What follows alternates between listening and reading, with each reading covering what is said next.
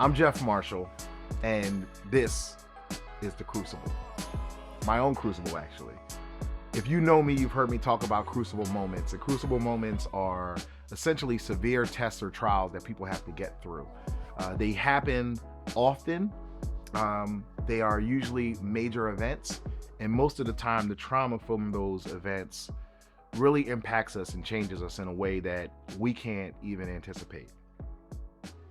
So, if you look at my resume or my background, you'll see my career. I've had a phenomenal career in advertising. For 17 or 18 years, I led strategy and planning on major brands from Coca-Cola to Anheuser-Busch to Independence Blue Cross. I've done a phenomenal set of things. And one of the things that I did in the last 7 or 8 years was get involved in diversity, equity, and inclusion, because although I had that career in advertising, there weren't many spaces or there weren't many faces that I would see working on the business that looked like mine. And so that prompted my shift into diversity work in 2018.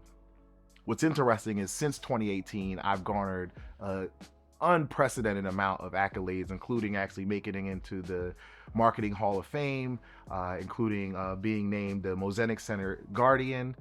Just a number, an unfathomable number of accolades, not only for myself, but also for the company that I worked at the time. What's interesting about starting this Crucible Moment podcast right now is that I'm actually in the center of a current Crucible moment. That same role that won those all those accolades was eliminated, and I found myself asking, what am I going to do now? The interesting thing is I didn't stay there long, because the Crucible moment I'm going to talk to you about is one that I don't talk to folks often about. One of the things you'll see on my resume is that I went to law school at Temple University. I was an evening student at Temple University, Beasley School of Law, while working during the day in advertising. And so my days were, I would wake up at about, get to work at about 9 a.m., get off of work at 6, go to law school, started at 6:30. I was usually in class until 9:20, and then usually from 9:20 till about 2 a.m. I was in the law library. And so I did that. That was the only way to kind of do the night program, the evening program for me. My first year of law school was 2004, and I loved it. I was, it was just something different, an opportunity to learn. I got in there. My favorite class was property law, and I was, when there was an opportunity to read the case or the brief in class, I was always raising my hand for that one. I loved property law.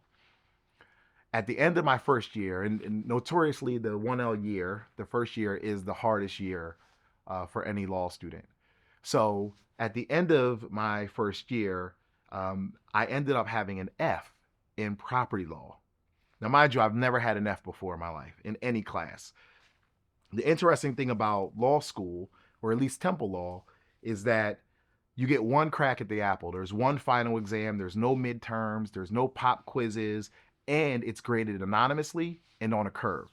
And so when I got the grade back, I swore it was a mistake. So I went to the professor, and when I walked into his office, I gave him my number, which is the code that they grade with. He cracked the code on his side, and his first words to me were, "Oh my God, Jeff, if I had known it was you." You see, the tests were graded anonymously, but there's one mark that a professor can give out each semester to a student and know what the mark is, and know who the student is. That is called the distinguished class participation. So I had distinguished class participation and an F in property law. Where it gets interesting is because I was an evening student, which takes 4 years to graduate from law school, I had one less class each semester. Temple's rules stated, because my GPA dropped below a certain threshold, that I had to repeat not just property law, but the entire first year. Mind you, I had B's and C's in my other classes, but because property law was the highest credited course, I was required to repeat my entire first year of law school. Obviously, I appealed that decision. I brought the professor to the appeal, in which he walked in and explained to the other to the deans in the room that not only did he have confidence that I knew the work, but the only reason that my grade was what it was because it was graded on a curve and anonymous. You see, I had been very conclusive in my answers where other students weren't. And so I like to equate law to math. If you think about law, at least law school, it doesn't really care what's on the other side of the equal sign. Whatever your decision is, guilty or not guilty, how did you get there? So it's really all about the work. I was conclusive. So I'm going to give you a quick law example. Let's take adverse possession. There's an acronym. Most of you know what is squatters' right. There's an acronym called OCEAN. So is the possession open, continuous, exclusive, adverse, and notorious? If it is, then it likely equates to adverse possession. I was getting to answers quickly, graded up against, competing students where they're belaboring each point on a curve anonymously. You end up with the lowest grade in the class. So here I am appealing to the school with the professor in hand, saying I should be able to move on and not have to repeat all of my classes. Now, if I was a day student, this is the tricky part. If I was a day student, because they have 2 more classes in a semester, I would have been able to repeat just property law. But because of the way the school was set up for evening students, I had to do my entire first year over. And so I did it begrudgingly because I lost the appeal. And so the next year, I would see friends of mine in class, or not in class. I would see friends of mine in the hallways, and they would wonder where I was in class. They're law students. It didn't take long before people realized, like, oh, he must have failed. That trauma played on my mind every day. When I was in classes, I would listen to other students who would answer questions, and I'd be thinking to myself, that was a stupid question, or that was a stupid answer. And in reality, it wasn't. It was just that I had already taken these classes, mostly B's and a couple of C's. And so I was jaded. During that year, my grandmother passed away, and the house that had been in our family for generations in Chester, Pennsylvania, we lost it to a tax sale. And life was lifing hard. And so at the end of the year, although I had a B plus now in property law, I did not reach the grade point average that was required for me on probation to move on. And so I was dropped from the law school program. I hired an attorney because that's what you do. But hiring one attorney to fight many isn't often successful. So I appealed again and said, if you looked at my grades, the best ones that I've had from both semesters or both years of my first year, my GPA was well above a 3. But again, that's not how the rule is set up. And so I lost that appeal and ended up being dropped from the law school program. 2 years later, in 2008, I went back to Temple Law's campus. It was my first time on Temple campus since. And I watched my original class and one of my best friends, the late Amber Racine, graduate from law school.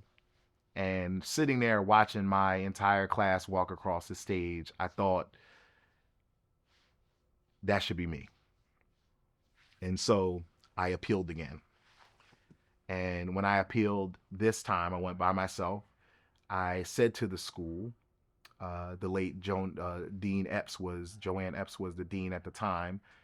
I said to them, where I made a mistake was that I was very conclusive in my answers. I needed to own where my part in this entire thing was.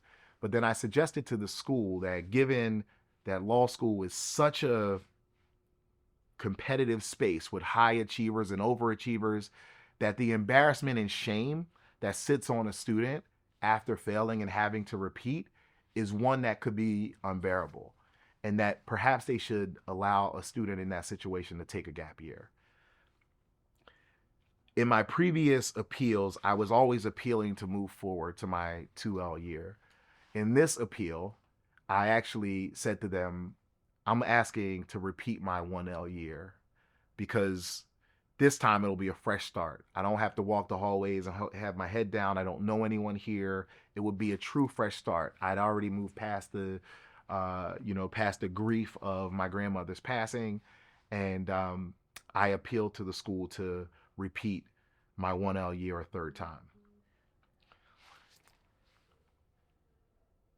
Dean Epps, before that appeal, she asked me a question, which initially I took as I was offended by the question that she asked me in the summer when I told her I was going to appeal. And that question was, do you have the aptitude to finish? And at first I was like, what kind of question is that to ask someone? And I left that conversation slightly angered. And then I saw the news that she had become the dean of the law school. And when I walked into the appeal, she was sitting in that room with the rest of the board. And I recognized in that moment that that question was going to come up. Now, mind you, I had pondered that question ever since she asked me all the way up until that moment. And so when she asked me if I had the aptitude, I had the absolute